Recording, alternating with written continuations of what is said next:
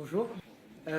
Frédéric Echel-Brenner et moi-même, Romain Baumet, pour ceux qui ne me connaissent pas, allons vous présenter l'extension PCRS pour FME, donc l'extension plan de corde de rue simplifié pour FME, pour ceux qui n'auraient pas compris. Donc dans un premier temps, on va faire quelques très très brefs rappels sur le PCRS, parce que ça a été évoqué lors des présentations précédentes, et puis plus largement dans l'actualité de la géomatique. On va se demander à quoi va servir donc l'extension PCRS pour FME, et puis on prendra un exemple de projet FME pour aller convertir un fichier DGN vers le format GML en respectant les contraintes du CNIJ. Alors, PCRS pour FME, l'idée, ça va être de faciliter la conversion des données de type PCRS vers le format GML en respectant le standard PCRS du CNIJ. Alors, très très rapidement, vous savez que c'est un référentiel commun à très grande échelle, des éléments apparents de la voirie aussi bien en zone urbaine dense qu'en zone rurale, donc là je ne vous apprends rien.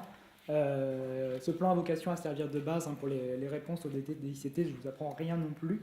Ça a été évoqué ce matin aussi, et puis tout à l'heure.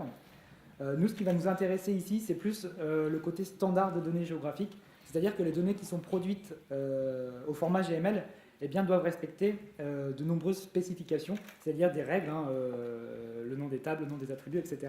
Donc c'est ça qui va nous intéresser dans notre cas, donc ce standard du CNIJ, le Conseil national de l'information géographique, qui demande à ce que les données de type PCRS soient échangées dans le format GML. C'est-à-dire entre les différents producteurs de données, les gestionnaires de réseau, les collectivités, l'échange des données doit se faire en GML. Et ce GML, il est accompagné d'un schéma d'application, c'est le XSD, qui va contenir l'ensemble des règles à respecter pour le standard. Alors ça peut être un petit peu complexe, mais il faut savoir que le standard, finalement, c'est le fichier XSD qui contient les règles à respecter pour qu'un GML soit valide ou non par rapport au PCRS. Alors, je ne sais pas si vous me suivez bien. En tout cas, nous, on a travaillé là-dessus, parce qu'il faut savoir qu'actuellement, la problématique, finalement, c'est d'exporter les données au format GML. Parce qu'on a l'habitude de travailler avec des logiciels de dessin, donc je pense à AutoCAD, à MicroStation, à TopStation pour certains. On peut aussi avoir l'habitude d'avoir des choses en base données ou dans du SIG un petit peu plus classique. Le problème, ce n'est pas forcément d'exporter les données au format GML, mais ça va être de les exporter en GML en respectant finalement le schéma de contrainte du PCRS. Alors, avec RMS, donc, on a été plusieurs à travailler sur l'extension PCRS pour FME, donc, qui a pour but de convertir des données dans le format GML. Alors, schématiquement, comment ça va se passer? Donc, on va partir bien souvent de plans topographiques. On va récupérer les éléments qui correspondent au PCRS, et puis on va utiliser des transformers qui sont propres à l'extension PCRS. Et puis, avec tout ça, on va générer un fichier GML en sortie. Alors, si on rentre un petit peu plus dans le détail, lorsqu'on va utiliser l'extension PCRS pour FME, on va disposer d'une trentaine de transformers, dont la plupart correspondent à des classes d'entités du PCRS. Donc, dans un projet FME, donc c'est avec du FME, bien sûr, donc il faut avoir quelques connaissances, mais ce n'est pas compliqué non plus, vous allez voir. Donc il faut lire nos données topographiques donc de type PCRS et puis établir la connexion avec les classes d'entités du PCRS qui sont modélisées, si vous voulez, par des transformers qui chez nous commencent à chaque fois par PCRS-le nom de la classe. Donc ensuite, chaque transformer va être paramétré. Vous avez des choses à remplir qui sont demandées finalement par le standard de données. Donc on va faire ce travail-là pour pour chaque type d'entité source, pour chaque classe du PCRS finalement. Et puis on va utiliser deux transformers un petit peu plus génériques. Le premier qui va permettre de regrouper les différents objets du PCRS au sein d'une emprise, parce que vous savez que les objets sont liés à une emprise. Et puis un second qui va permettre, lui, de générer le document GML en conformité avec le XSD du standard, donc en conformité avec les spécifications du standard. Ça devient peut-être un petit peu abstrait. On peut regarder ce que ça va donner dans un projet FME. On va partir d'un fichier DGN et l'objectif, ça va être de le convertir dans le format GML. Hop. Alors, je vais ouvrir dans le Data Inspector un fichier DGN, voilà, que j'ai déjà ouvert pour gagner un petit peu de temps. Donc c'est un plan relativement simple, hein, de type PCRS. À l'intérieur, on va avoir donc, les limites de voirie, également en rouge, si vous voulez, le contour, voilà, s'il veut bien, le contour des bâtiments. Et puis si on zoome un petit peu plus, s'il veut bien fonctionner, on va avoir accès à tout ce qui est regard, avaloir, tampon, etc. Donc les différents objets du PCRS. Bien, donc à partir de ce plan-là, on va ouvrir ces données dans un projet FME Workbench. Alors, voilà, dans un projet vierge, ici. Et on va retrouver donc les différents types d'entités. Donc comme c'est du DGN, j'ai fait attention à lire correctement les données. Hein. Vous avez déjà dû vous faire avoir. C'est pareil pour les données AutoCAD, il y a des petits paramétrages pour les lire correctement. Bon, finalement, peu importe le format qu'on utilise, on récupère nos types d'entités qui correspondent au PCRS. Et ici, hein, vous voyez, je retrouve les différents éléments que j'avais sur ma carte, avec les limites de voie, les façades, les escaliers, etc. Tout ce qui est affleurant. Bien. Jusque-là, tout va bien. Maintenant, on va regarder dans la galerie de nos transformers. On a une nouvelle catégorie qui se nomme PCRS, à l'intérieur de laquelle on va trouver 31 transformers que j'évoquais tout à l'heure, voilà, qui commencent tous par PCRS et qui, pour beaucoup, reprennent des classes d'entités du PCRS. Vous avez façade, commune, arbre, affleurant. Et vous, ce que vous allez devoir faire, finalement, c'est établir la correspondance entre vos données sources, entre les types d'entités sources et les classes d'entités du PCRS. Donc si, alors, je peux zoomer peut-être un petit peu, voilà.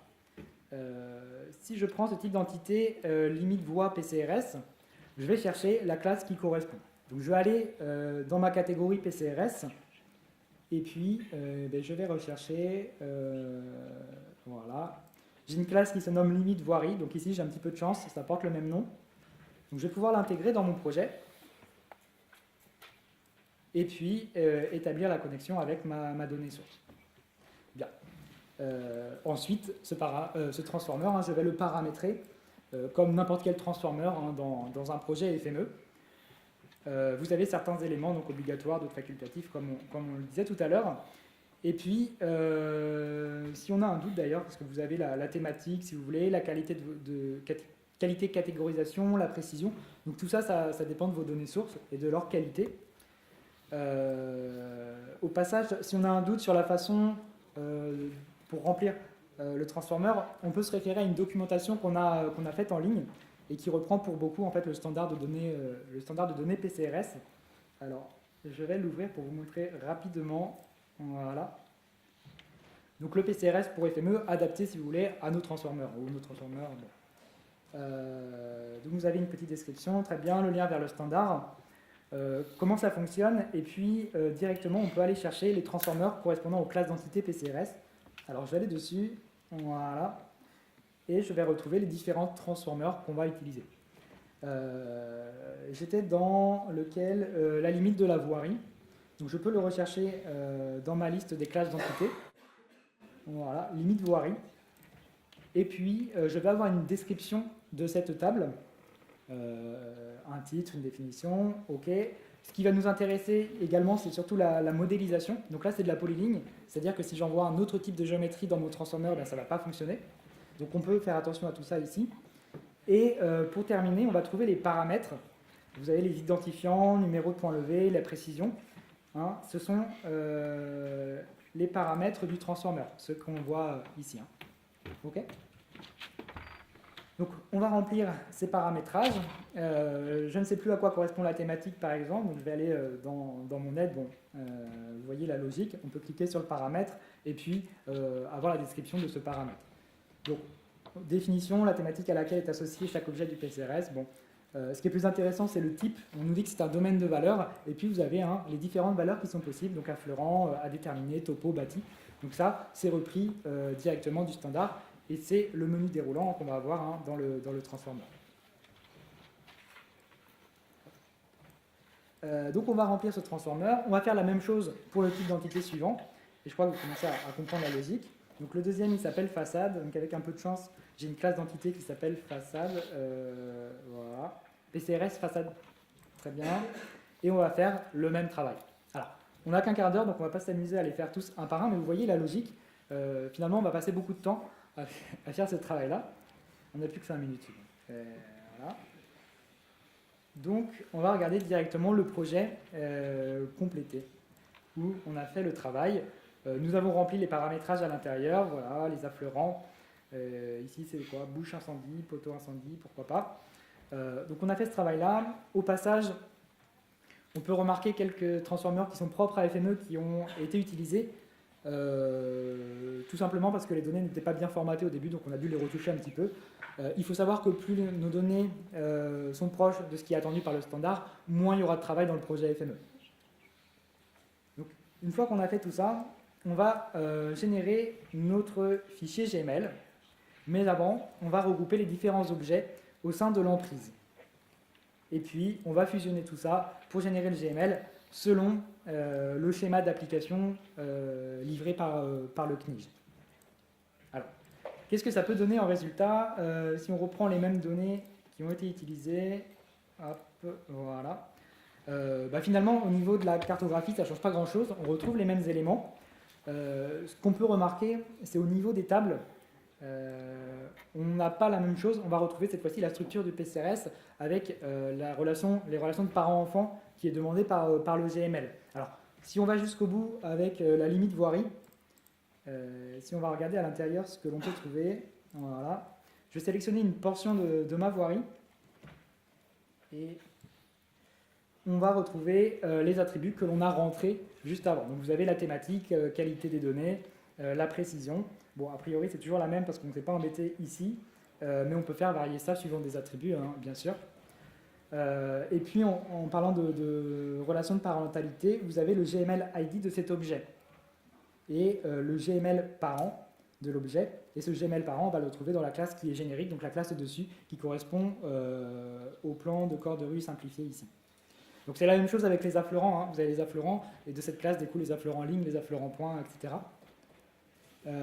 Alors juste pour terminer là-dessus, pour bien vous montrer que c'est du GML, je vais reprendre ma limite voirie, voilà, et je vais choisir un identifiant. Donc je prends mon tronçon, je vais copier sa valeur, et je vais essayer de la rechercher dans le fichier GML, mais dans le fichier texte, on va dire. Donc je vais ouvrir les données avec un éditeur de texte, voilà, tac, pour vous montrer à quoi ça peut ressembler. Donc déjà, c'est du GML, ça ressemble à ça. Et puis, si je veux retrouver mon tronçon en question, je devrais pouvoir faire une recherche, voilà, et je vais tomber sur le feature member, donc c'est-à-dire mon objet dans le fichier GML. Donc vous avez limite de voirie qui est définie avec son GML ID, donc l'identifiant que je viens de saisir, et vous retrouvez les différents attributs qui sont associés. Donc vous avez la thématique, qualité, catégorisation, précision planimétrique, altimétrique, et les informations qui correspondent à cette donnée. Enfin, vous trouvez la géométrie, et je pense que je vais m'arrêter là-dessus. Voilà. Donc n'hésitez pas, si vous avez des questions, Frédéric également, qui a beaucoup travaillé sur la partie technique des transformers. Je vous remercie de votre attention.